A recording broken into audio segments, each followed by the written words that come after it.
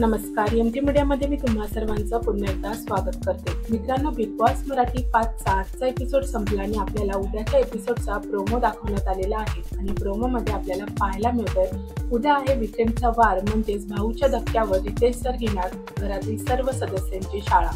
मित्रांनो, प्रोमोमध्ये आपल्याला पाहायला मिळालं घरामध्ये जे 2 पाहुणे पाठवले गेले होते, जी लहान बाळ पाठवली गेली होती, त्या टास्क बद्दल रितेश सर बोलताना आपल्याला दिसत आहेत की सदस्यांनी त्या पाहुण्यांची खातिरदारी कशी केली होती त्याचा हिशोब उद्या भाऊच्या धक्क्यावर केला जाईल। मित्रांनो, मला असं वाटतंय निकीची या बाबतीमध्ये पहिली शाळा घेतली जाईल, कारण तिने त्या बाळाचा एक पाय खेचून तोडला होता आणि बिग बॉस सुद्धा बोलताना दिसले होते की हा खेळ मानवी भावनांचा आहे आणि तुम्ही सर्व भावना शून्य होऊन खेळलेले आहात। तर मित्रांनो, उद्या भाऊच्या धक्क्यावर रितेश सर सर्व सदस्यांची जोरदार अशी शाळा घेतील असं आपल्याला प्रोमोमध्ये दिसत आहे।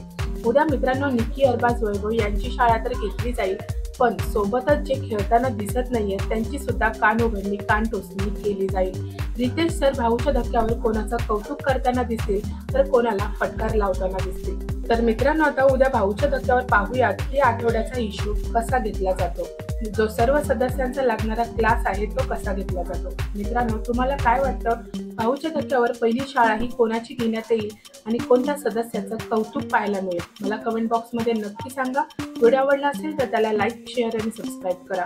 भेटूया परत अशाच एका नवीन व्हिडिओमध्ये। जय हिंद, जय महाराष्ट्र।